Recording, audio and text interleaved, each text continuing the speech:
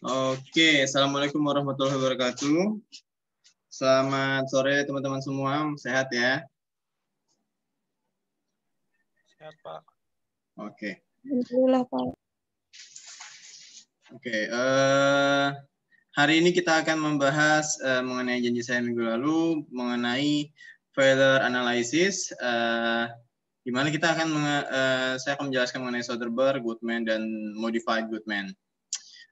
Tiga sekawan ini itu adalah seorang teoretikal yang membangun suatu mekanisme di mana suatu material itu dikategorikan aman tuh pada level yang mana. Apakah di bawah elastisitas itu sudah aman, ataukah di bawah amplitudonya sudah aman, tegangan amplitudonya sudah aman, ataukah cukup di bawah UTS-nya saja material tersebut dikategorikan aman.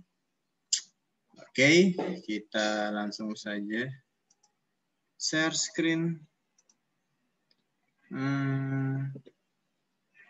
Mana ya? Tadi sudah, oh ini. Oh, bukan. Bukan. Ini dia.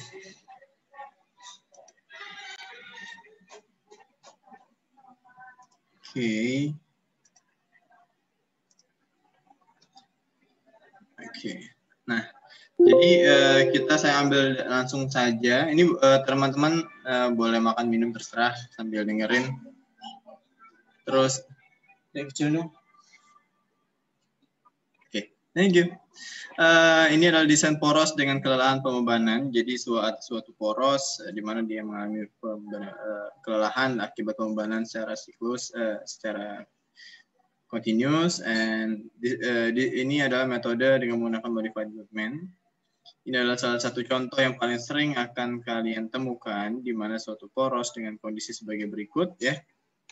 Yang di bagian sini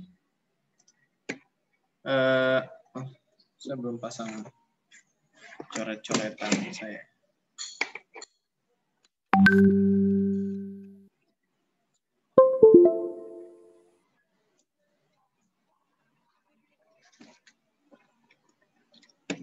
Nah, ini adalah suatu pompa motor ya, di mana dia akan berotasi, dan ini adalah bearingnya, di mana penyimbang ya pasti ya.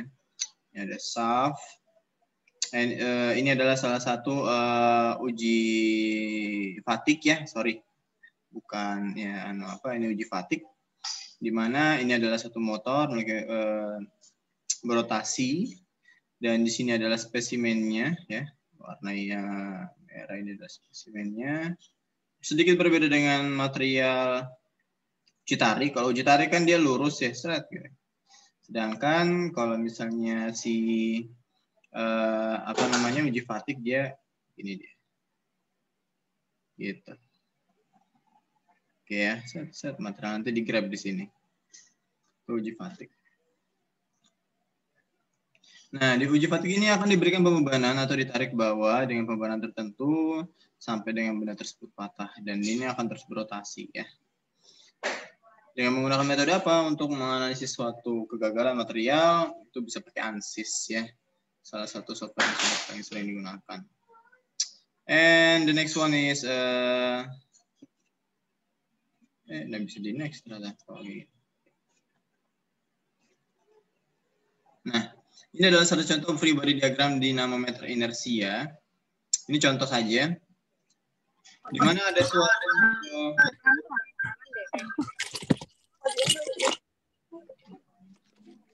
Oke, sudah. Nah, ini adalah salah satu RA. Ada apa itu?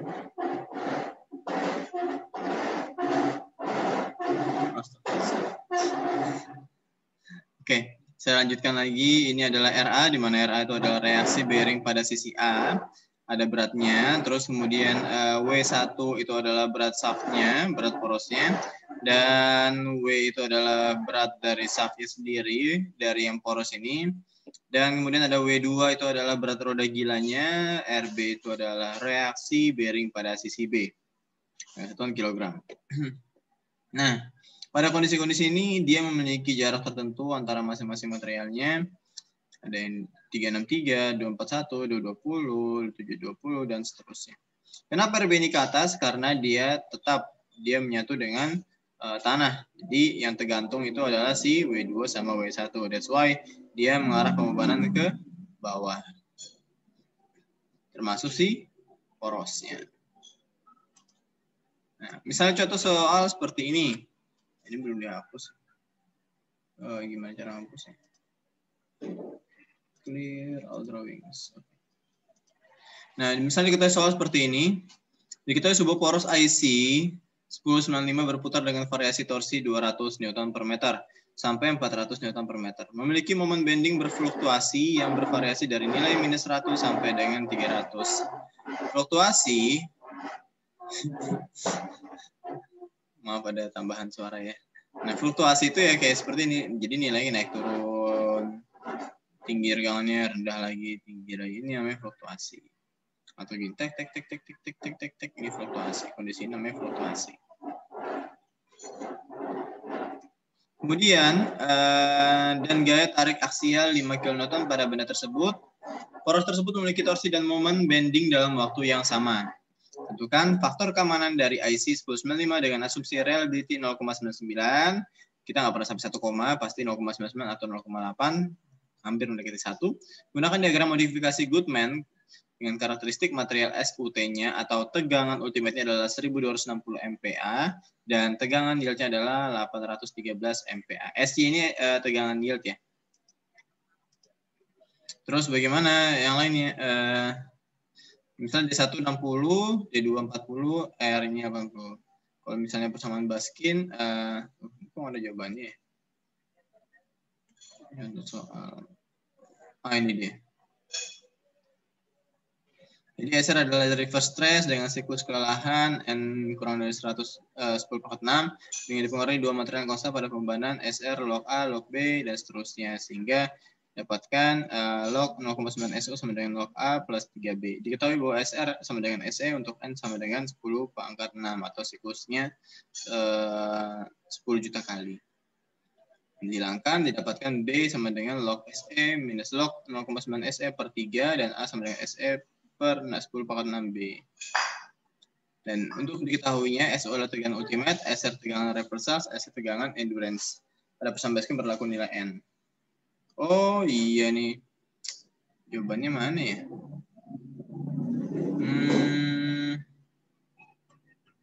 Bentar, ini kayaknya belum tak siapin. Langsung ke sini. Oke, yang ini nggak nanti dulu saja jawabannya saya persen sudah siapin cuma hilang. Dan ini adalah untuk mengetahui Baskin ya, persamaan Baskin. Dimana nilai N-nya itu siklusnya itu bisa dicari dengan SR per A pangkat per B. Misalnya soal 1 nih ya paling mudah. Diketahui sebuah material dengan tegangan ultimate. Tapi sebelumnya teman-teman sudah pernah dapat soal seperti ini belum mengenai kelelahan fatigue? Belum, Pak.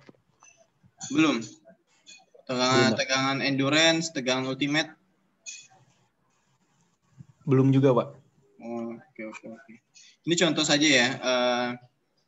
Karena mekanika patahan itu tidak memiliki korelasi dengan fatigue ya, jadi tidak bisa dimasukkan ke ujian nanti soal seperti ini. Tapi cuma saya jelasin aja. Nah, ini diketahui sebuah material dengan tegangan ultimate-nya 90.000 dan tegangan endurance-nya 40.000. Material tersebut akan benar-benar mengalami tegangan kebalikan atau reversing stress itu 45.000 PSI. Gunakan persamaan Baskin untuk menentukan nilai siklus kegagalan dari tingkat tegangan ini. Jadi kita pakai rumusnya Baskin, pakai yang penurunan rumus yang tadi ya, B sama dengan log SE minus log 0,9 SU, SE tegangan endurance, SO adalah tegangan ultimate per 3, dapatnya minus 0,10214 B-nya. Untuk A-nya, A sama dengan SE per 10/6B, didapatkan hasilnya ada 164. Untuk memasukkan nilai, menambahkan nilai persamaan Baskin, dihitunglah nilai N-nya. Jadi dihitung nilai N-nya sampai sampai kapan sih benda ini bisa gagal gitu. Ternyata setelah dimasukkan rumusnya, ultimate terhadap endurance-nya didapatkan 315 kali. Jadi ini masih di bawah limit ya, kalau misalnya 300, kecuali kalau misalnya 1 juta, 10 juta, nah itu berbeda lagi dia dimasuk ke kategori yang mana. Artinya material ini cepat rusak gitu kalau misalnya dia di bawah 1 juta kali. Dan kemudian ini adalah kombinasi tegangan stabil, tegangan average dan rentang tegangan SR, di mana SR itu adalah dari persamaan Goodman, sedangkan S endurance adalah Soderberg line. Nah, rumusnya SR sama dengan KF SR SU per SU minus SPG. Sehingga untuk merancang suatu benda dengan siklus yang sedikit, di mana N siklus, N itu adalah siklus ya, kurang dari 10 pangkat 6, dengan diketahui tegangan relief, tegangannya adalah tegangan stabil dapat menggunakan persamaan Baskin. Ini adalah persamaan si Goodman, ya, Goodman. Nah, si Goodman ini, dikarenakan sifat suatu material yang rapuh, Goodman mengusulkan tegangan desain yang aman, safe design. NFS biasanya, kalau atau NE. Ini dia di bawah ini ada NFS tulisannya. Ini nih NFS red. Nah. Untuk kondisi tegangan stabil, sehingga nilai diperluas menjadi SU NFS bukan SCP per NFS. Seperti di persamaan Soderberg, sehingga hal ini menyebabkan desain yang aman seperti diberikan pada gambar di samping. Jadi kalau misalnya di persamaan yang ini, hasil yang didapatkan dari Goodman dan Soderberg, ini kalau dikategorikan ini nggak aman, ini daerahnya nggak aman. Sedangkan kalau Goodman dia tuh ngambil dari titik tengah perpotongannya ke dalam itu berapa luasan nilainya. Nah, didapatkan dari Goodman sama Soderberg, ya kan? Soderberg seret ngilang SCP-NFS-nya, maka didapatkan nanti daerahnya tuh di sini. Untuk kategori safety. Tegangan di dalam ini itu masih dianggap aman untuk material tersebut misalnya.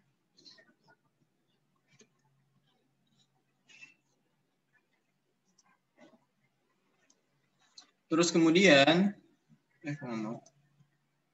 nah ini adalah perbedaan persamaan Soderberg dan modified Goodman ya. Ada ya perbedaannya. Soderberg failure theory dia menggunakan tegangan amplitudo ya. Ini kelihatan ya teman-teman ya. Mohon maaf agak pecah. Tegangan amplitudo per tegangan endurance tambah tegangan mean per tegangan yield. Ya. Itu Soderberg. Safety faktornya gimana? Tegangan amplitudo. Safety faktornya tegangan amplitudo per tegangan endurance ditambah tegangan mean ya rata per tegangan yield. Itu caranya sama dengan 1/n. Jadi safety faktornya NFS-nya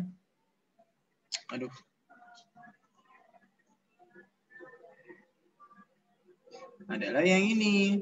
Berapa nilai N-nya? Seperti itu. Baru kita lanjut ke sampingnya ya kan. Bisa nggak sampingnya?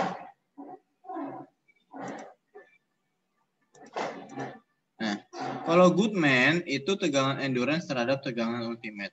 Tapi coba teman-teman perhatikan, kalau si Soderberg itu tegangan endurance terhadap tegangan yield. Oh, sama ya? Oh, beda-beda.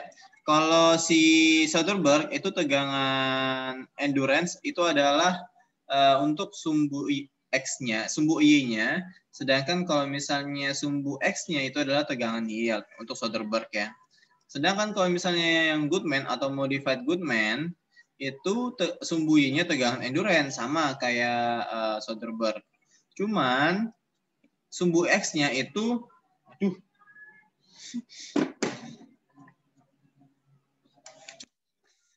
Bentar ya, ada tambahan manusia di sini. Nah, sama muncul. Nah, bedanya kalau misalnya di sumbu X-nya, nah sumbu X-nya itu tegangan ultimate kalau untuk Goodman. Makanya di di rumusnya tinggal diganti saja bagian yang sini, bagian ini dengan tegangan ultimate, selesai. Kalau tadi si Soderbergh pakai tegangan yield, ya kan? Kalau si Goodman pakai tegangan ultimate. Which factor of safety-nya sama ya, rumus. Tegangan amplitudo per tegangan endurance plus tegangan atau sigma min per sigma ultimate.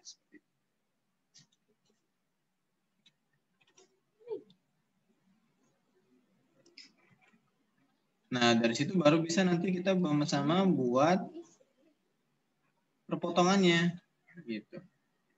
Nah, ini ya Soderbergh, ini Goodman. Nah, dilihat kalau Soderbergh tuh pasti di sininya tuh endurance nih. Ini Goodman, ini Gerber. Nah, Gerber tuh melingkar, membentuk curve dia. Tapi sama-sama endingnya di tegangan ultimate. Kalau Soderbergh dia khusus endingnya di tegangan yield. Nah, rumusnya untuk mendapatkan tegangan amplitudonya dari masing-masing persamaan juga berbeda-beda. Misalnya Goodman tegangan amplitudo sama dengan tegangan endurance buka kurung 1 minus buka kurung tegangan min per tegangan ultimate, atau kalau misalnya dibilang simbol ini adalah sigma ya. Baru Gerber itu amplitudonya adalah tegangan min per ini apa ya?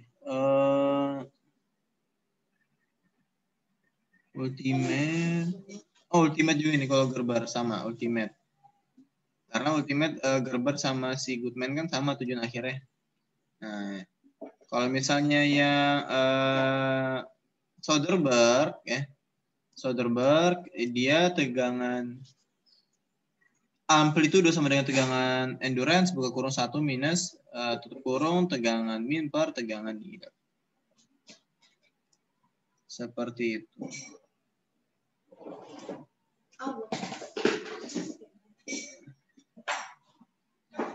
Tegangan amplitudo di sini adalah fatigue strength for end cyclus and their mean stress. Ultimate tensile strength untuk tegangan ultimate-nya, Y-nya apa? Yang ada tegangnya sama dengan sigma-nya sama dengan yield strength-nya.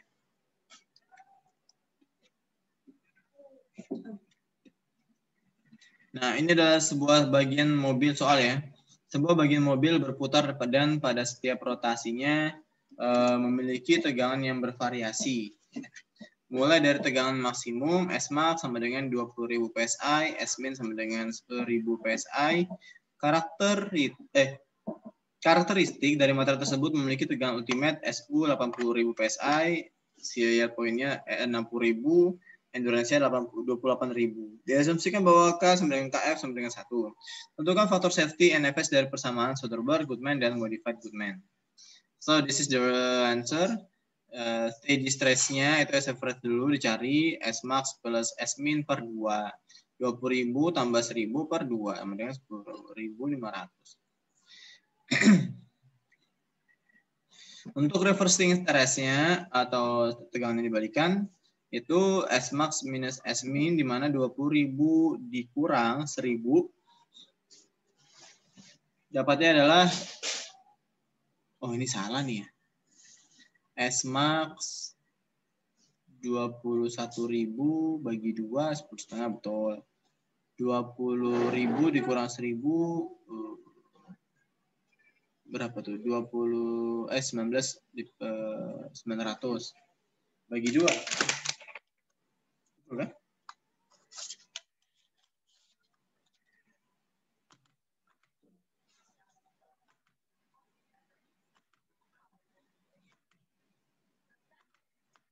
$9,5 ya. Saya lupa lebih.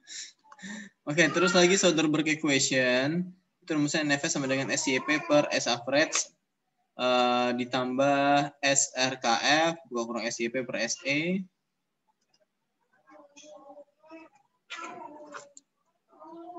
Dan ini adalah yield point-nya, ini adalah endurance-nya. Jangan terbalik 60.000 per 10.500, 9.500 kali 1. Karena KF-nya 1 tadi ya. Dikali 60.000 per 28.000. Hasilkannya adalah 1,94. Untuk Goodman equation,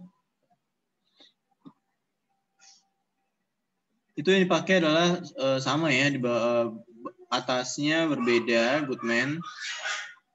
Terus habis itu 80.000 per 28.000. didapat hasilnya 2,2. Untuk modified Goodman equation itu rumusnya sudah ada di situ ya, di sebelahnya slide-nya. Didapatkan hasilnya 2,1.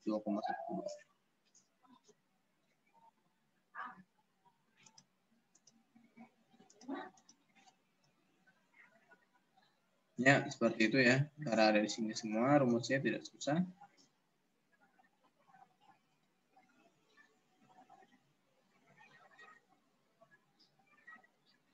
Tentukan faktor safety atau NFS dengan menggunakan persamaan modified Goodman. Diketahui sebuah benda berbentuk silinder memiliki beban antara 2.250.000 sampai dengan 1.250.000. Faktor konsentrasi tegangan geometri saat di dasar radius adalah K sama dengan 1,8. Standar tersebut dibuat dengan standar IC 1020 dengan SIP sekian. Pak, jawabannya adalah kita nyari dulu NFS-nya. Modified Goodman-nya equation, baru S average-nya berapa, M average-nya berapa per 1.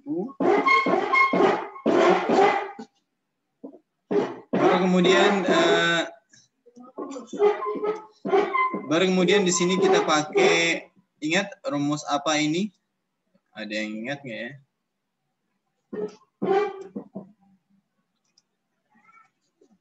Ini rumus apa? Ada yang ingat?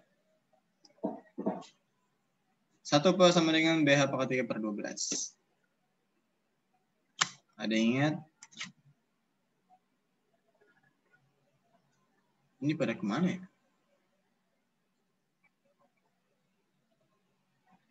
Nggak ada orangnya. 58 rumus orang. induksi bukan tidak, Kak? Hah?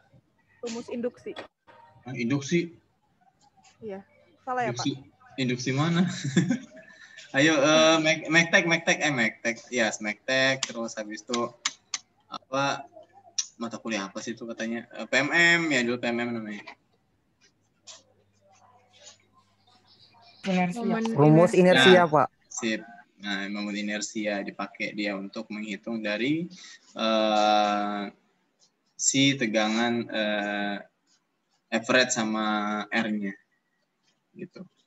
Kalau modified Goodman masih menggunakan momen inersia dia. Karena kita akan mendeteksi dalamnya kan. Jadi inersia sangat dibutuhkan nanti. Untuk menghitung I-nya. I di sini. Set. Tegangan average yang bisa diberikan. Tegangan rata-rata yang dapat diberikan. Jadi teman-teman apabila ditanya seperti ini, apakah aman misalnya saya memberikan tegangan, umpama ya contoh dulu, ada sebuah, jangan cerita ya, turun digambar ya, gambar lik, kata orang tuh kalau nggak digambar nggak ngerti nanti. Saya gini, ini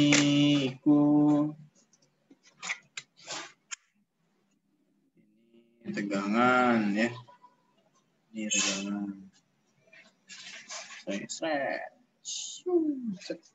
Saya dapatnya kurvanya seperti ini ya, tapi kan rata-rata teman-teman pasti dapatnya begini atas semua gitu, paling dari Poltekba gitu. Nah, ini elongation, ini yield. Leak apakah aman? Leak lagi ya, pokoknya leak apakah aman kalau misalnya saya tahu titik elongation-nya itu adalah 110 misalnya apa ya, kilogram ya, kan kilogram dulu satuannya, tegangan ya, tegangan di MPa. Kalau ini saya ubah P baru nanti kilogram ya, 110 MPa. Nah, aman nggak kalau misalnya benda tersebut saya berikan bebanan misalnya cuma 50. Beban siklus saja kolik, aman nggak ya kira-kira aku beli material ini buat digituin, dia kan nanti kerjanya siklusnya seringnya paling bebannya 50 lah, 10 MPa, kecil kok, aman nggak ya kira-kira? Kalau dijawabnya apa namanya itu aman, ya boleh benar, tapi untuk lebih spesifiknya kita cari tegangan rata-ratanya dulu. Tegangan rata-rata sama nggak dengan tegangan elongation? Beda. Dia M average kali C per I, which is artinya dia tidak bisa disamakan dengan si regangan dan tegangan. Kenapa tidak bisa disamakan? Karena ini adalah satu dimensi. Sedangkan inersia itu sudah sampai ke 2 dimensi. Oke? Satu dimensi ingat nggak kalau misalnya zaman-zaman dulu? Aduh, nostalgia lagi lah pokoknya ilmu-ilmu dulu. Kalau tegangan-regangan itu satu dimensi ya. Hitungan sifat mekanik satu dimensi. Tapi kalau misalnya udah inersia itu 2 dimensi. Kenapa? Karena adanya kondisi tegangan umum sama khusus. Seperti itu. Makanya dia dibilang 2 dimensi. 2 dimensi karena ada tegangan 1, ada tegangan 2, ada tegangan X. Ya enggak? Lingkaran Moore kan? Tahu lah ya. Nah, terus habis itu apakah dia aman sih, Nelik? Aman kalau dia cuma pembebanan secara satu arah. Ya. Tapi kalau dia 2 arah, ada vibrasi, jangan dipakai ini. Kalau orangnya nggak astagfirullahaladzim, maksudnya orangnya itu awam ya. Saya hampir aja bilang nggak berilmu. Nah, itu kalau orang awam, mungkin dia percaya kalian. Wah, aman kok. Oh iya. Wes, pakai aja. Tapi dia nggak tahu ini. Momen inersia itu 2 dimensi itu nanti pengaruhnya kayak gimana nggak tahu deh. Waduh. Jadi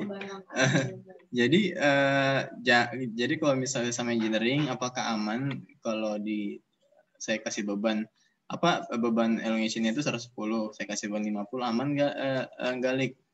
Aman Pak, kalau dia satu arah atau satu dimensi untuk tegangan-tegangan doang. Tapi kalau sudah dia sampai inersia, kedalaman, kekuatan ke material segala macam, ini bukan alasan atau bukan jawaban. Dia harus dihitung dulu semuanya. Baru dimasukkan. Maka dia aman sesuai dengan si Goodman, Soderberg sama tadi siapa? Goodman, Soderberg sama Modified Goodman.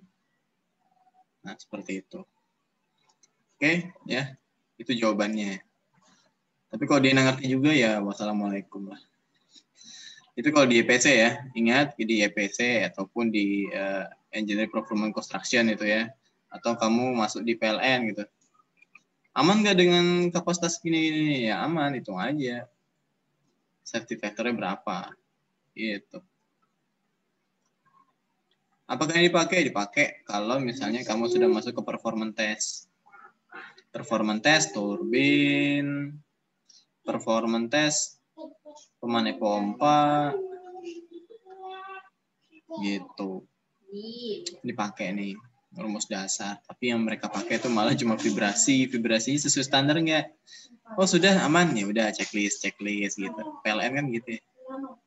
Bukan yang remehin tapi emang kayak gitu sih. Jaser ya. Nanti kalau misalnya teman-teman ke PLN kerja di PLN ya, kalian akan tahu yang namanya jaser. Jaser itu apa? Ya sertifikasi. Isinya wong tua semua, wong tua. Tapi ada ilmunya, maksudnya ilmunya bagus lah. S1 semua kan. Nah, tapi beberapa tidak terlalu mengesuai bagian rumus. That's your point, your strength lah. Kalau misalnya kalian berdebat dengan jasar nanti, oh ini nggak bisa Pak, ini rumusnya ada ini bisa aman kok. Ya, jadi kalau misalnya engineering berdebat tuh pakai rumus. Kalau kamu berdebat pakai cocoknya doang atau nggak ada alasan atau cuman pakai feeling ya, itu diketawain sama orang tua-tua itu. Gitu. Termasuk saya dulu juga gitu. Kira masukin rumus, oh bagus ini. Even kalau misalnya kalian salah ya, gagal dengan pembuktian rumus yang kan orang engineering kan rumus itu dibuktikan. Nah, kalau misalnya dibuktikan gagal misalnya, nggak apa-apa, kalian tinggal perbaiki rumusnya. Kalau misalnya di dasarmu nggak ada, bukan rumus ya, dasarmu adalah hayalan ya, atau feeling ya. Kalau gagal, balik ke hayalan lagi, ini nggak akan selesai hayalan. Hayalan mana yang mau diperbaikin gitu. Kalau rumus kan bisa diperbaiki, oh ini dasarnya salah, dan boleh pakai rumus ini. Oh ini standarnya salah, dan boleh pakai rumus ini. Tapi itu hanya berlaku untuk ini ya, kayak perusahaan yang betul-betul di bagian engineering, terus PLN segala macam. Tapi PLN itu bukan PLN marketing ya. Kalau marketing ya ilmu kayak gini nggak guna gitu. Oke, kalau ada pertanyaan silakan bertanya saja langsung. Pak, kalau misalnya di kalau di Badak gimana Pak? Apakah ini berlaku? Nggak tahu, saya nggak pernah ke Badak. Yang pernah masuk situ. Divisi mana? Beda. Oke, ini kalau misalnya kita mau performance test ya rumus ini untuk turbin, pompa. Oke. Baru ada nodes and sensitivity, define Q sama dengan KF sama dengan minus 1 per KT minus 1 or Q shear sama dengan KFS minus 1. Oke, seperti itu. Q sama dengan 0, KF itu adalah ketetapannya material is not sensitive. Kalau misalnya full sensitive, KF sama dengan KT. Nilainya 1. Gitu. Itu menentukan nilai KF-nya. KF itu biasanya 1 kalau misalnya material not sensitive. Like, seperti apa Pak? Misalnya dia bukan semikonduktor logam doang ya, KF-nya 1. Gitu. Terus, from the given Mx and Min values, find the M average and MR. M average sama dengan Mmax plus Min per 2. Berapa nilainya? Aduh, ya Allah. Terputar nah Bambang. Iya.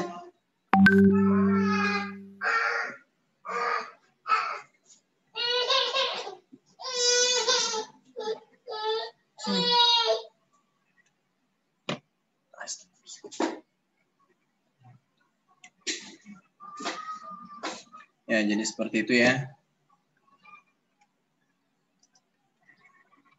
Terus MR-nya itu kita tentukan M maksimum dikurang M minimum per 2. Nilainya dimasukkan, determine the bending stress. Karena kita menentukan bending stress, jangan dipakai Bambang. Aduh. Nah, karena kita untuk menentukan bending stress-nya, kita pakai rumus momen inersia, di mana momen inersia yang dimasukkan 25 ukurannya berapa kali 114 pangkat 3 per 12. Gitu. Hasilkan 3.086.550 mm². Terus habis itu ini kayak salah ya, mohon maaf ini. Ini kayak salah pangkatnya. C sama dengan 104 per 2 sama dengan 57. S average-nya M average C per I sama dengan 1.750.000 dikali 57 per 3.086.550 sama dengan 32,3 MPa. MRC-nya sama dengan 15.000 kali 57 dan seterusnya, sehingga nanti dapatkan si KF-nya itu adalah nilainya 1,48.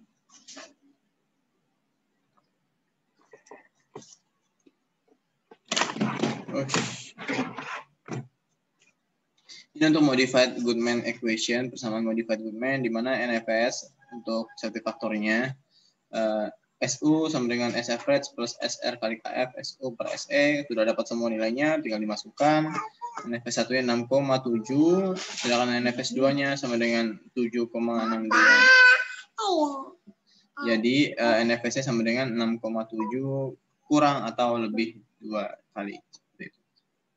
Nah, itu adalah untuk menentukan Soderberg sama Goodman. Nah, gimana cara buat grafiknya? Cara buat grafiknya nanti kita cari aja, tentukan nilai ultimate-nya, tegangan ultimate-nya berapa, tegangan average amplitudenya berapa, sama tegangan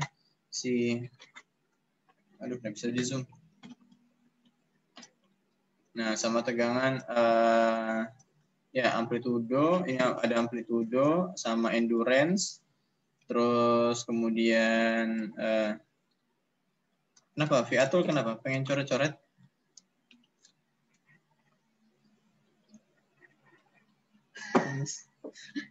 Oh ya, udah hilang. Saya pikir Viatul mau presentasi. Oke, nanti di sini itu cara menggunakan rumusnya, membuat ininya nggak terlalu susah. Dapatkan dulu tegangan min-nya berapa, amplitudonya berapa, nanti dimasukkan. Nah, seperti itu. Nanti tegangan untuk tegangan amplitudonya Ada di rumus.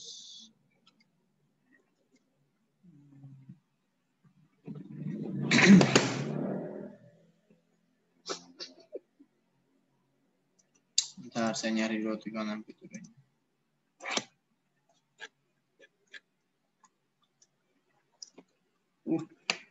Jangan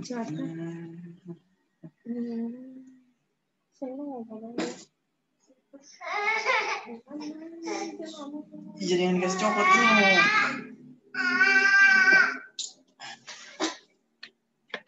Semutan semua.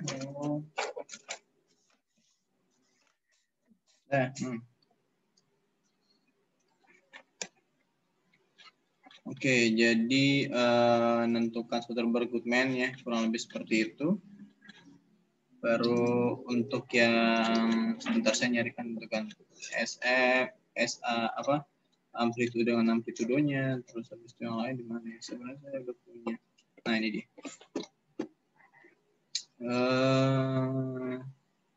Mana share screen-nya? Share screen. Oke, udah kelihatan ini? Ya. Aduh. Ini gimana besarin?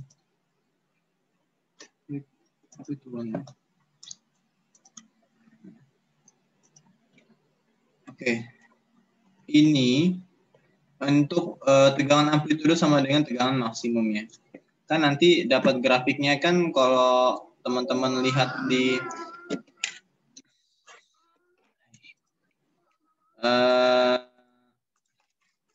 kurvanya kan gini ya, seret, fatik, seret, baru turun ke bawah. Nah, ini dapatnya nggak kayak gini awalnya, dapatnya kayak gini dulu, seret, keseluruhan fluktuatif, baru bisa nanti diubah seperti ini. Jadi dapatnya itu nggak langsung kayak gini. Ini kan tegangan per time. Oh, siklus N ini, siklus N, sorry. Time N.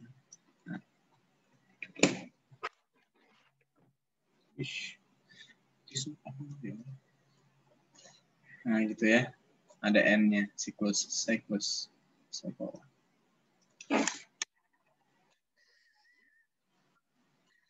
Gimana? Oh. Semut semua ini. Oke. Ini ada tegangan stresnya, jadi tegangan maksimum sama dengan tegangan minus tegangan minimum. Amplitudo terletaknya di sini, terus ini adalah delta maksimum sama minimum. Oke, gimana caranya ini?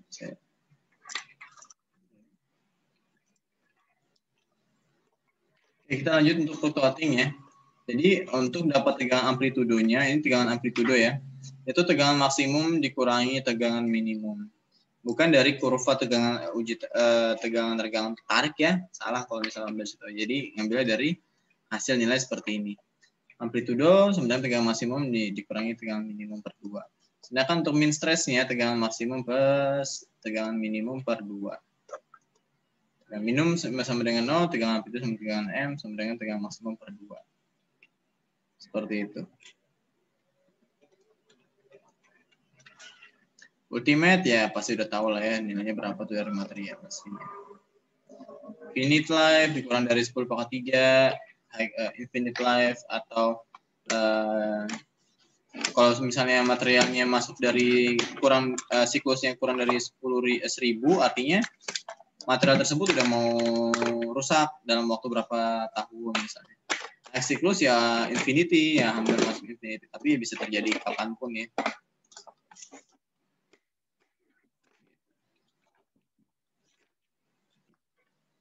Oke, itu saja untuk endurance-nya. Nanti itu ada di sini. Endurance-nya. Nanti masukin endurance nilainya berapa. Baru kemudian... Aduh. Salah. Oh, ya Allah. Bentar ya, masih. Aduh.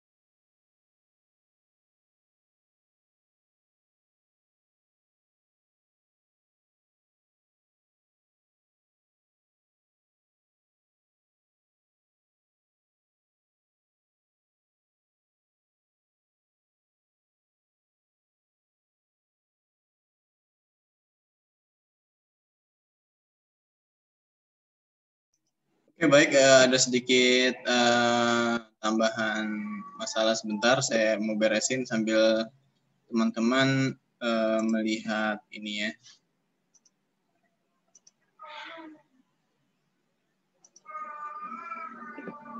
Kalau suaranya tidak kedengaran, tolong bilang ke saya.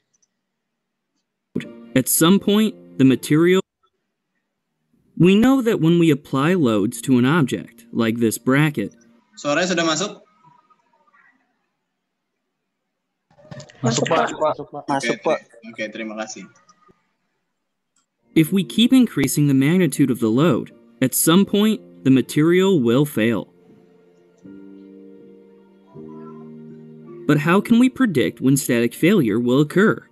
What level do the stresses in the object need to reach for it to fail? First, we need to define what failure is. For ductile materials, failure is usually considered to occur at the onset of plastic deformation, and for brittle materials, it occurs at fracture. These points are easy to define for a uniaxial stress state, like a tensile test. They occur when the normal stress in the object reaches the yield strength of the material for ductile materials, and the ultimate strength for brittle materials.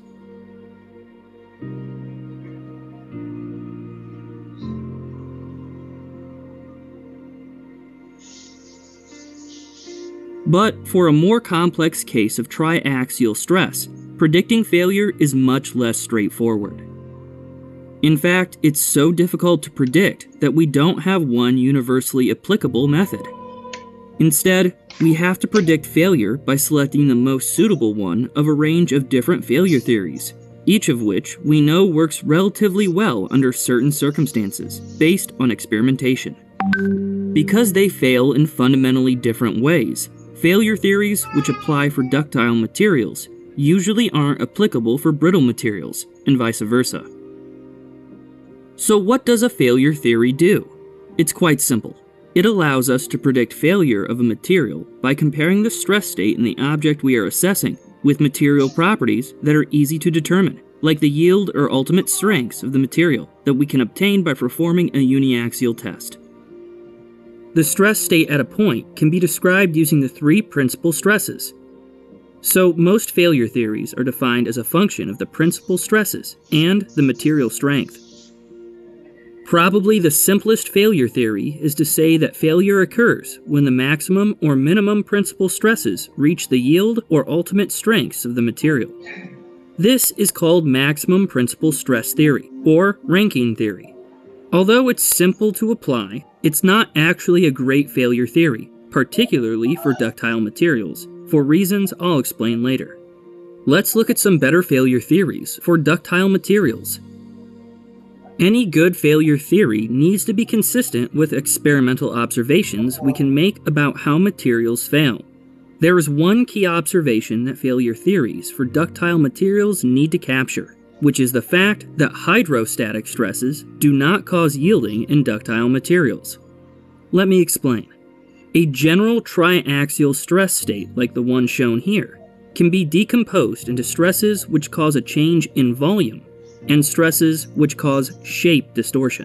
Stresses that cause a change in volume are called hydrostatic stresses, because that is the type of stress acting on an object submerged in liquid. For a hydrostatic stress configuration, the three principal stresses are always equal, and there are no shear stresses. For a triaxial stress state, we can calculate the hydrostatic component as the average of the three principal stresses. The mechanism that causes yielding of ductile materials is shear deformation.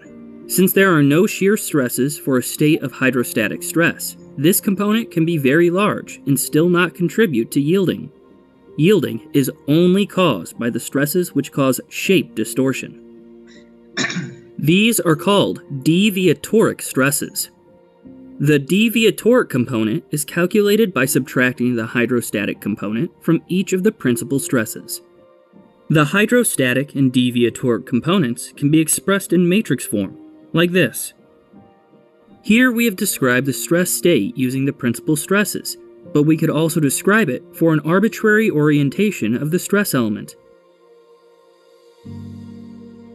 It can be helpful to use Moore's circle to understand the hydrostatic and deviatoric components of a triaxial stress state.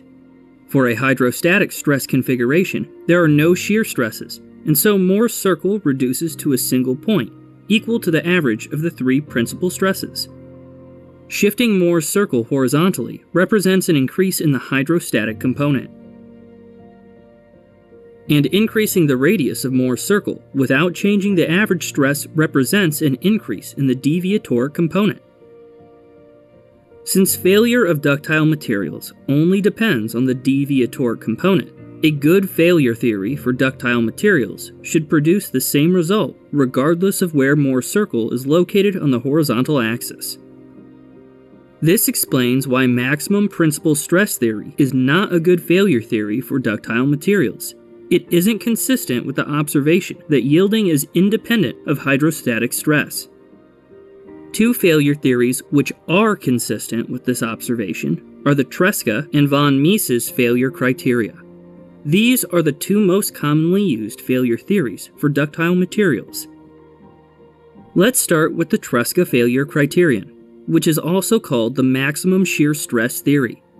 It is named after the French engineer Henri Tresca, and it states that yielding occurs when the maximum shear stress is equal to the shear stress at yielding in a tensile test. This can be defined mathematically, like this, and graphically using Moore's circle, like this. This theory is consistent with the observation that hydrostatic stresses don't affect yield. It doesn't care where Moore's circle is located on the horizontal axis. It's common to express this theory as a function of the principal stresses, instead of as a function of the shear stresses. We can see, based on Moore's circle, for a triaxial stress state, that the maximum shear stress is equal to the radius of the outer circle, which is the difference between the maximum and minimum principal stresses, divided by 2. Moore's circle for a uniaxial tensile test at yielding looks like this. The intermediate and minimum principal stresses, sigma 2 and sigma 3, are equal to 0, and the maximum principal stress, sigma 1, is equal to the yield strength of the material. The shear stress at yielding is equal to half of the yield strength of the material, so we can rewrite our equation to obtain the standard formulation for the Tresca theory.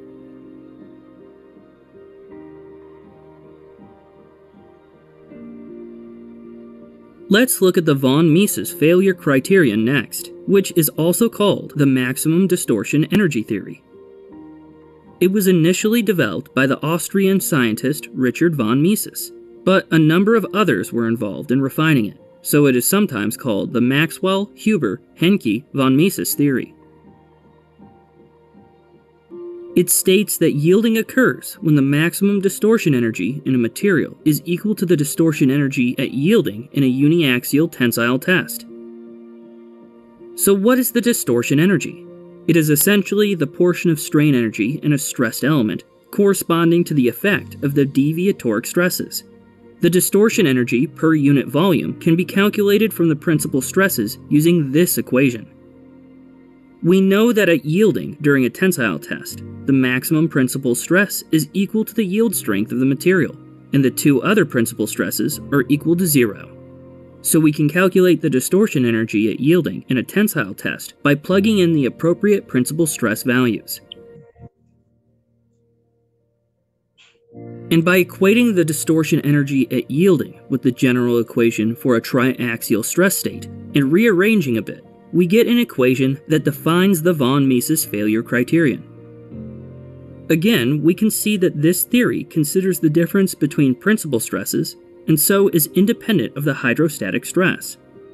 The term on the left is often called the equivalent von Mises stress.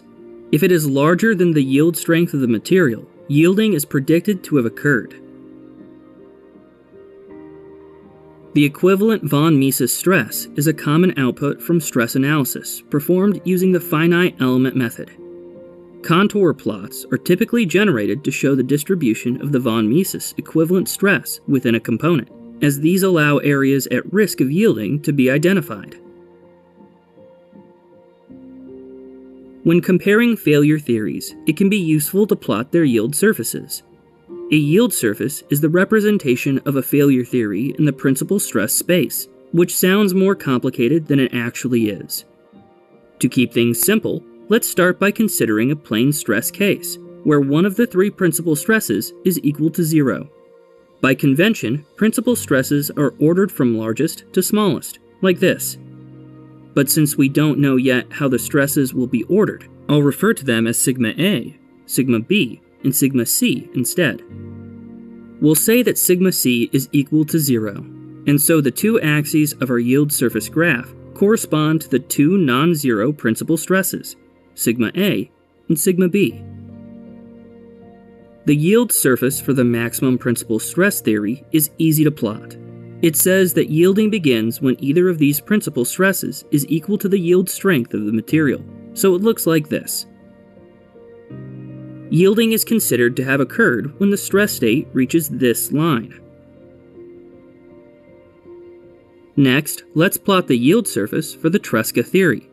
This theory states that yielding occurs when the difference between the maximum and minimum principal stresses is equal to the yield strength of the material. But it's not as simple as taking the difference between sigma A and sigma B. Plane stress is still a three-dimensional stress state. In the top right quadrant of the graph, both sigma A and sigma B are positive, and so sigma C, which is equal to 0, is the minimum principal stress. The yield surface looks like this. But in the bottom right quadrant, sigma B is negative, and so sigma B is the minimum principal stress. That gives us a yield surface that looks like this. Repeating this process for the other two quadrants completes the Tresca yield surface.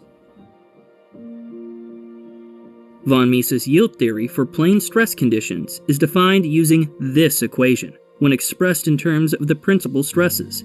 We can square both sides of the equation and see that it is of the same form as an ellipse, which gives us the von Mises yield surface.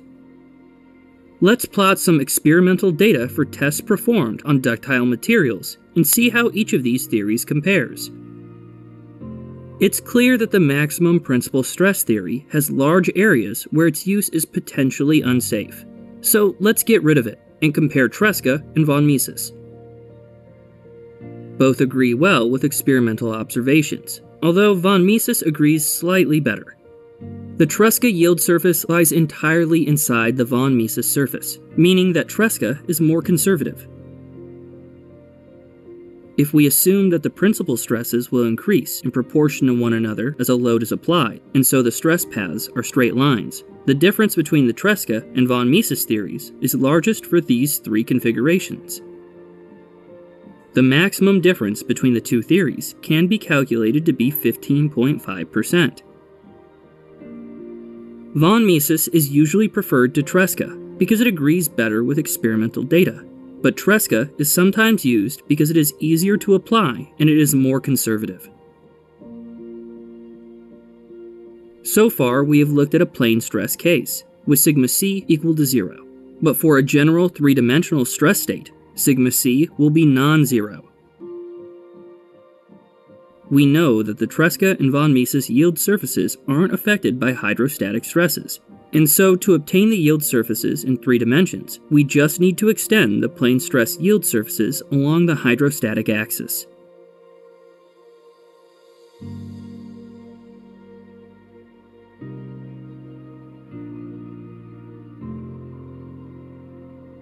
Failure of brittle materials is different to failure of ductile materials. For brittle materials, failure is considered to occur by fracture rather than yielding. And unlike ductile materials, brittle materials tend to have compressive strengths that are much larger than their tensile strengths. This needs to be captured in any failure theory for brittle materials. It also means that to assess failure of brittle materials, we need to know 2 separate ultimate strengths, for tension and for compression. Coulomb-Moore theory is a failure theory often used for brittle materials.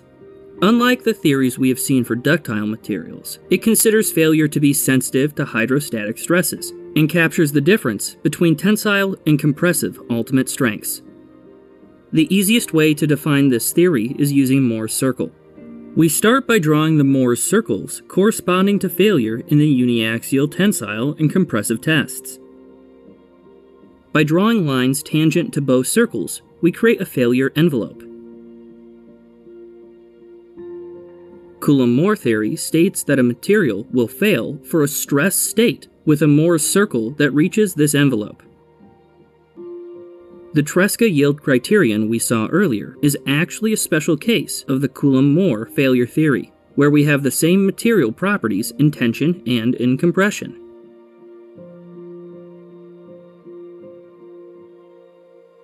The plane stress failure surface for Coulomb-Moore theory looks like this.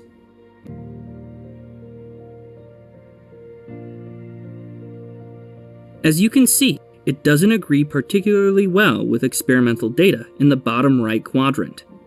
Modified Moore theory is a slight variation on the theory which better fits experimental data. It is one of the preferred general failure theories for brittle materials. Because failure theories for brittle materials need to account for the effect of hydrostatic stresses, these failure theories converge to a point when extended along the hydrostatic axis.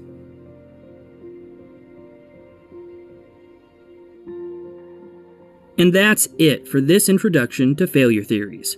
We've covered the most common theories, but there are many more out there which may be more appropriate for specific scenarios. If you enjoyed the video and would like me to cover more topics, please consider supporting the channel on Patreon. I'll put a link in the description. Thanks for watching.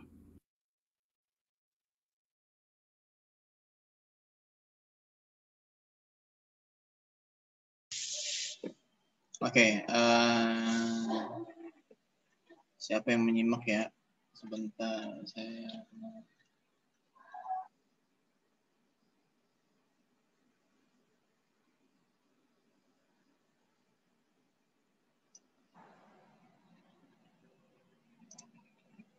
Oke,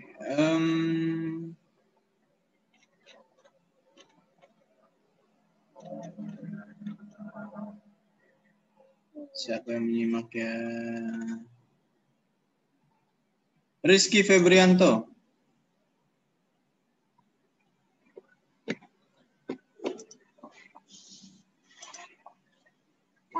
Rizky mana? Gak ada orangnya.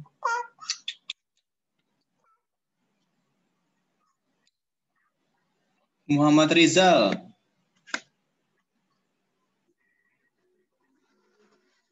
Gak ada orangnya juga.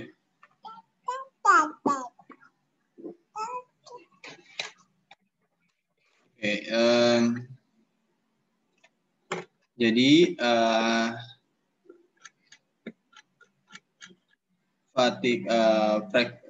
fracture brittle sama ductile fracture itu berbeda ya. Terus mereka terjadi dalam kondisi yang berbeda. Aduh ya Allah. Kondisi yang berbeda pula, di mana kalau misalnya fatigue fracture, brittle fracture itu secara tiba-tiba melalui tegangan, di mana dia bukan dari yield-nya, tapi sedangkan kalau misalnya ductile fracture itu tergolong dari yield stress-nya deh. Dan perlu diketahui kalau misalnya yang untuk hukum yang tadi, yang 1 dimensi, 2 dimensi, sama 3 dimensi, itu akan dipakai terus ya sampai kalian lulus dan masuk pada bidang yang sesuai dengan materi tersebut. Dimana kalau misalnya suatu material itu dia dipengaruhi pertama, sesi tahap pertama 1 dimensi yang kalian pelajari tegangan-regangan. Terus kemudian lari kepada bagian berikutnya, yaitu konsep 2 dimensi, di mana itu adalah kondisi di mana perpotongan tadi ya, perpotongan dari suatu material, contoh pulpen tadi, dan ini kita potong serat. Nah, kondisi yang disitunya akan kita analisis dari tegangan. Kalau misalnya ditarik kan tegangan cuma 1, that's why kita cuma pakai tegangan-regangan 1 dimensi udah cukup. Tapi kalau misalnya kita ada tegangan yang dari atas ke bawah dan ke kanan, itu kita menggunakan 2 dimensi. Tapi kalau misalnya atas, kanan, sama di bagian pinggir atau memiliki sudut, nah ini dia masuk 3 dimensi. Dan ada tegangan average-nya. That's why kalau misalnya kondisi di tegangan average, itu masuk ke fatigue, karena fatigue itu dia dari slow fracture atau fracture yang dilakukan secara perlahan. Makanya hukum dari untuk menentukan tegangan average itu akan masuk di situ. Pak, kenapa nggak masukin barisan ilmunya di mekanika patahan ini? Nah, seharusnya tidak saya masukkan kalau misalnya sesuai dengan CPL, capaian pembelajaran, karena dia tergolong dari mata kuliah mekanika material. Jadi mekanika material itu sudah membahas di bagian 1 dimension, 2 dimension, sama 3 dimension. Tapi di mekanika patahan ini itu hanya membahas mengenai bagaimana arah proses fracture-nya, bagaimana fracture itu bisa terjadi. Jadi konsep dari tegangan itu hanya sebagai komplementer dalam ilmu di sini. Misalnya adalah fenomena-fenomena dasar yang saya tunjukkan untuk teman-teman mungkin suatu hari bisa berguna nanti di luar dari kampus ITK. Seperti itu. Dan setiap fracture yang ada itu teman-teman bisa menganalisisnya dari sisi tersebut ya. Di mana tegangan yieldnya nanti kita analisis sehingga dapat tegangan average-nya, tegangan sigma 1, sigma 2, sama sigma 3 kita bisa dapat dari satu material saja. How to get the sigma 1, sigma 2 sama sigma 3. Nah, sigma 1 kan oke, kita dapat dari uji tarik. Nilai uji tarik, kekuatan tariknya berapa. Tapi sigma 2 sama sigma 3 gimana, Pak? Nah, sigma 2 kita lihat dari environment-nya atau lingkungannya. Di lingkungan tersebut dia ada vibrasi nggak? Ada kondisi, ada pembebanan nggak dari atasnya? Selain dari unsur atau sisi yang lain. Nah, kalau dari ada hal tersebut kita bisa permisalkan, oh dia mengalami tegangan sini, tegangan sini. Jadi hasil yang dari teman-teman tuh bukan hanya sebatas satu dimensi. Oh, tegangan sini dapat menampung kekuatan hingga sekian. Ingat, kekuatan sama energi berbeda. Tapi kalau teman-teman sudah masuk ke bagian 2 dimension, 3 dimension, energi itu yang akan dipengaruhi. Jadi kemampuan suatu material menerima energi sampai benda itu patah. Itu adalah konsepnya impact ya. Tapi di sini adalah energi yang bisa diterima secara perlahan sampai dengan benda tersebut patah. Itu nanti masuknya fracture nanti. Kok nggak ada yang mana ya? Baru kemudian saya akan tunjukkan hasil dari fenomena-fenomena yang sudah kalian lakukan, terus kemudian dialihkan ke suatu perhitungan.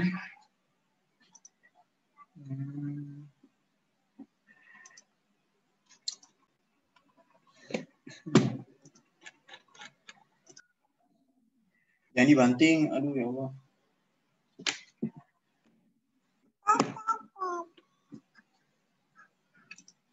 Nah, nggak bisa beli HP lagi aku. Ini ya, kegagalan kelelahan akibat permuatan variabel. Pengantaran elemen mesin memiliki beban statik. Pembangunan kontinu untuk teori kegagalan elemen statik digunakan untuk memperkirakan kegagalan pada beban yield atau patah. Bagaimanapun sebagian besar elemen mesin mengalami tegangan yang bervariasi atau fluktuasi seperti poros, rudal gigi, dan bearing. Dek.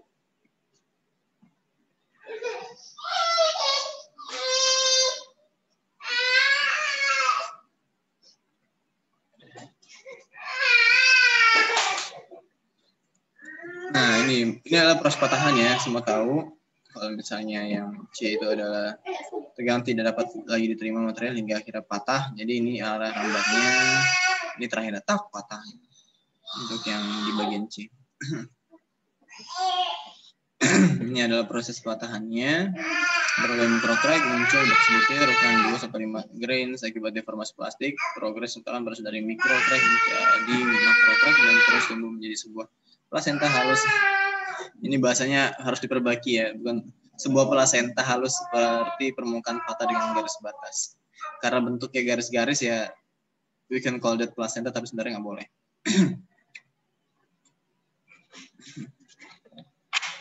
Ini adalah terjadinya patahan ya.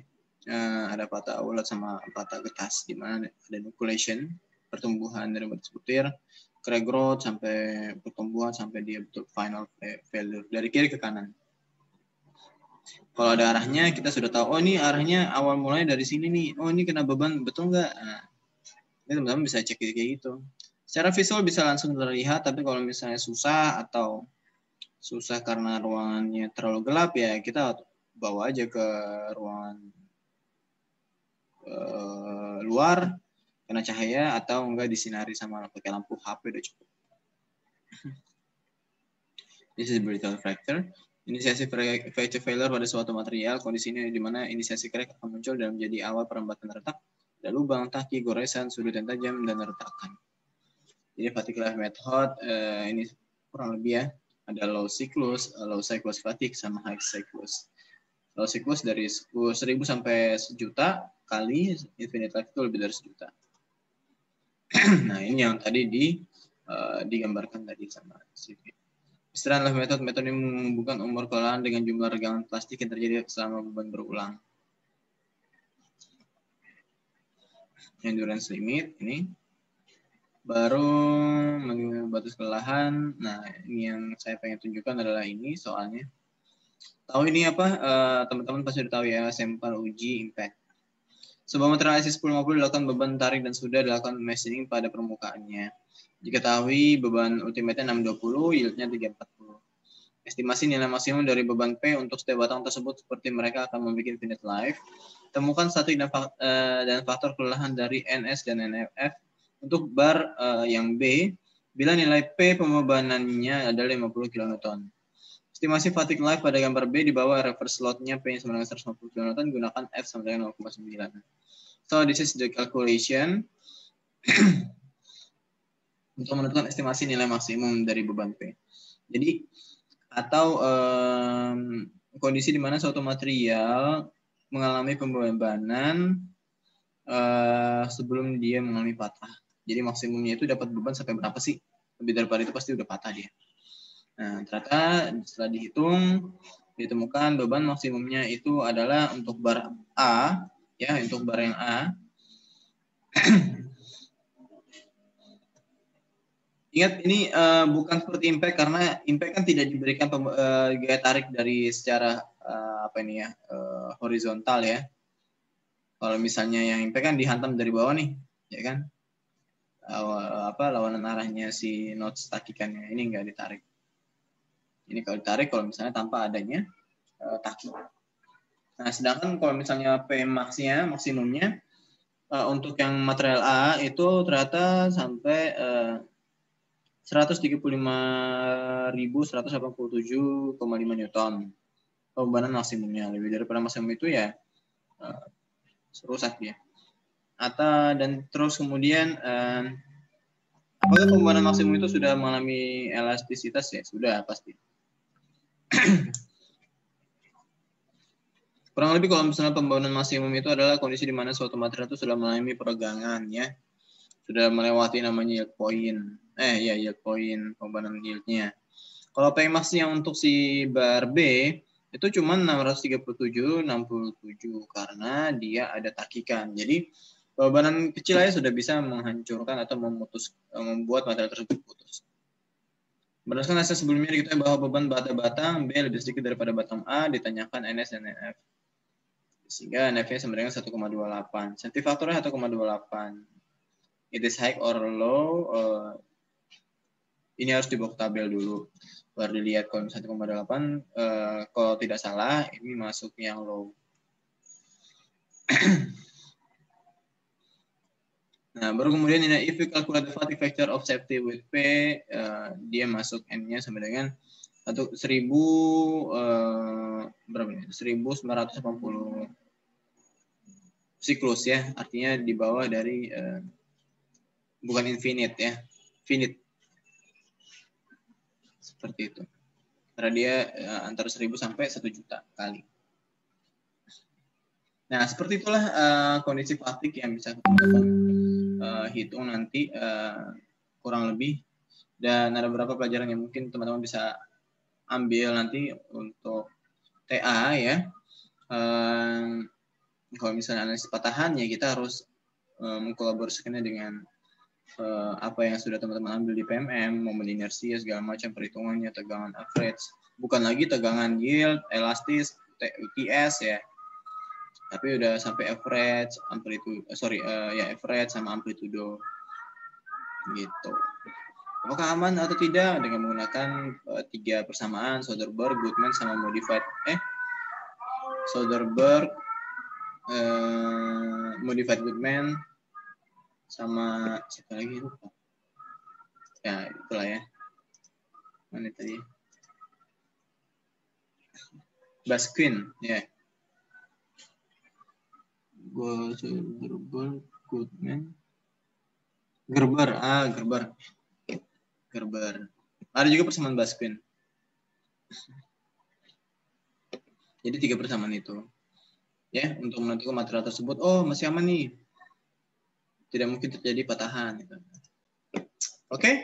Ya, kurang lebih seperti itu kalau misalnya teman-teman mengambil TA mengenai fracture analysis or failure analysis yang menghasilkan sebuah patahan. Di analisis seperti itu, apakah dia mengambil tegangan 1, 2, 3 dan seterusnya kalian hitung sampai menemukan yang namanya tegangan terakhir yang dia dapatkan sebelum benda itu patah. Wah, itu hebat kalian. Kayaknya simple, tapi harus pakai uji SEM ya untuk menentukan dia microcrack. Pertemuan butirannya terhadap patahan seperti apa. Untuk teman-teman yang mengambil TA mengenai patahan. Gitu. Bisa. Analisisnya diperbanyak.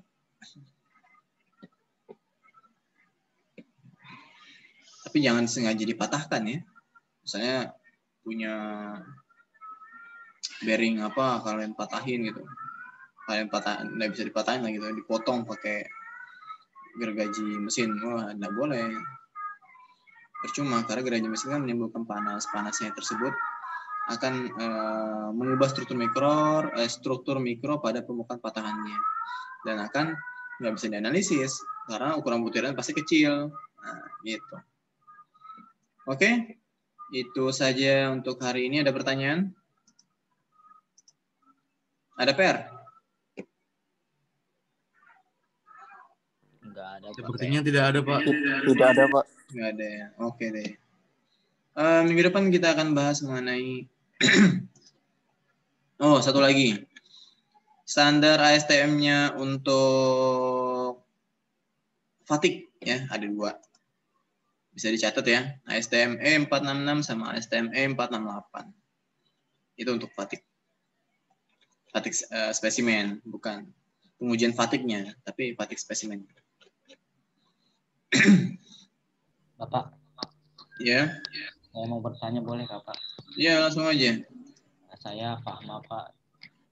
061781.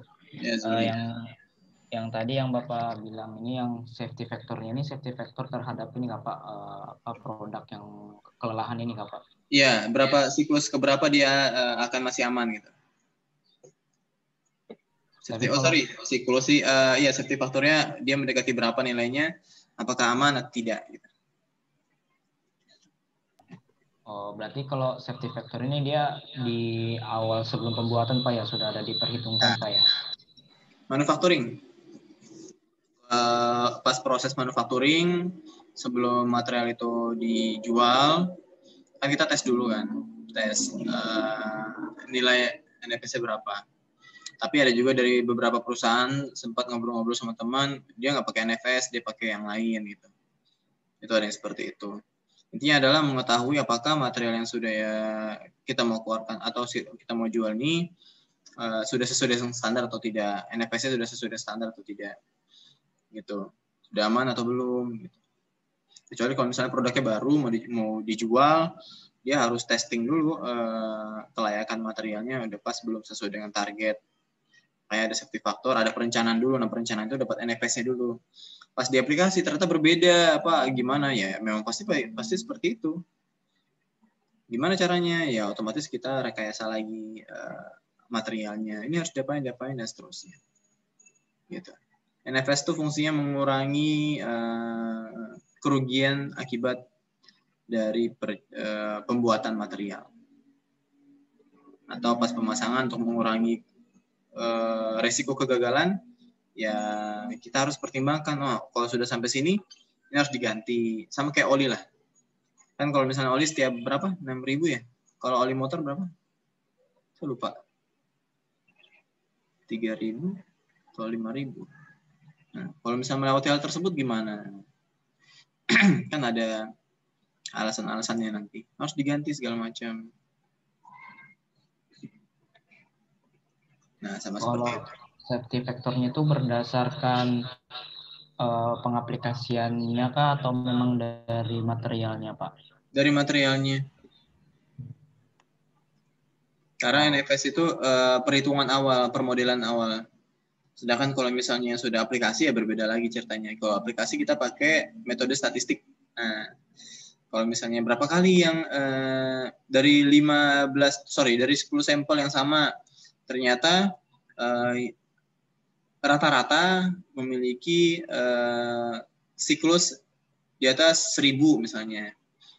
1.000 sampai 1.000.000. Tapi waktu pas perhitungan di bawah 1.000, artinya kan apa yang dihitung ternyata masih menjadi bisa dimaksimumkan sampai dengan perhitungan yang aplikasi. Nah, seperti itu. Nggak masalah. Jadi fungsinya dua. Jadi seorang engineer sebelum melakukan pengaplikasian, dia harus merencanakan dulu, memodelkan. Makanya ada permodelan kan. Ada mata kuliah permodelan nggak? Nggak tahu ya, saya lupa. Adanya perancangan material, Pak. Oh, perancangan material. Nah, pokoknya ada Kalau permodelan. kayak permodelan itu, permodelan yang pakai aplikasi itu di komputasi, Pak. Nah, oke. Di komputasi. Nah, sama seperti komputasi kan kita merencanakan dulu kan. Kalau misalnya gabung ini sama gabung ini, jadi kayak gini. Tapi kita belum praktek ya kan. Nah, fungsinya apa untuk hal tersebut? Untuk mengurangi adanya kerugian dari waktu, kerugian finansial, kerugian dari pemakaian material. Makanya hal tersebut dilakukan permodelan untuk mengurangi kayak hal tersebut. Nah, kalau sudah aplikasi beda lagi ceritanya. Kalau aplikasi kita belajarnya kalau sudah buat materialnya kita uji sifat mekanik satu dimensi ya kan. Habis itu kemudian baru kita analisis, ternyata dari berapa material yang rusak, yang masih bagus, yang memiliki cacat, sekian dianalisis lagi. Jadi skup permodelan sama aplikasinya itu berbeda. Sedangkan NFS ini untuk bagian permodelan sebelum diaplikasikan. Oke, baik Pak. Terima kasih. Nah, tapi banyak gini ya, banyak teman-teman yang KP juga. Jadi perencanaan sama aplikasi kan berbeda. Nah, tapi setelah aplikasi baru dilakukan permodelan kembali atau direview dengan permodelan kembali itu pun ada TA-nya, tugas akhirnya. Jadi kayak, wah masa betul sih material ini dari 1.000 sampel cuma pemakaiannya 6 bulan. Coba saya permodelkan kan, gimana caranya? Masa betul sih? Nah, dia buktikan nih. Jadi membuat permodelan baru atau mengulang permodelan yang sebelum dia material itu dipasarkan ya boleh, monggo aja. Jadi kayak ngerjain 2 kali gitu. Kayak misalnya, masa sih Pak nilai IPK saya segini? Coba dihitung Pak gitu. Misalnya gitu. Jadi dihitung ulang ya. Apa namanya pembuktian. Nggak apa-apa, emang ada kayak gitu. Kalau analisis material pasti ada. Kayak kurang yakin, diuji lagi. Gitu. Itu pasti ada. Itu ada di engineering lah. Banyak kayak gitu. Karena kalau kan divisi saya kan EPC, Engineering Procurement Construction. Di engineering kan kita merencanakan. Saya mau merencanakan buat WTP jumlah pipa sekian, jumlah ini sekian, pakai jenis material ini.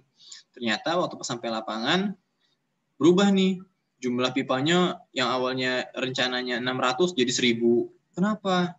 Karena ada karena ada repairment, karena ada yang hilang, makanya dipesan lagi. Ya kayak gitulah. Gitu. Jadi perencanaan sama aplikasi itu, pengerjaan lapangan berbeda pasti. Itu wajar. Untuk mengurangi resiko ya. Nah, untuk mengurangi resiko kita permodelkan dulu. Itu saja. Untuk ada lagi? Itu kalau teman-teman kalian kerja ya, kerjanya di antara dua itu ya, divisi EPC atau enggak di PLN, tapi bagian engineering lah. Kalau marketing ya ilmu ini nggak guna gitu. Tapi kalau kerjaan sih, kalau mau ini ya, nggak mau kotor ya, seriusan. Kalau nggak mau kotor, maunya di AC, mungkin sering lembur, ya marketing. Tapi marketingnya ini ya, BUMN. Insya Allah ya, usahakan ya, supaya kalian tuh makmur gitu. Gitu. Harapannya kan seperti itu. Tapi jalan masing-masing berbeda pasti. Kalau misalnya mau yang kerja lapangan, kotor-kotoran, ya kayak saya dulu. Jadi field engineer bahasanya. Field engineer. Kerja lapangan, kotor. Kecemplung sama NaOH. Enggak kecemplung sih, kepleset di genangan NaOH.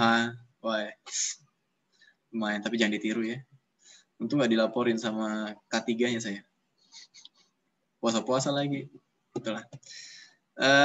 Itu saja dari saya. Bila ada pertanyaan lagi, mohon maaf. Saya cukupkan. Mohon maaf bila ada salah-salah kata. Wassalamualaikum warahmatullahi wabarakatuh. Waalaikumsalam. Terima kasih Pak. Sama. Terima kasih, Pak.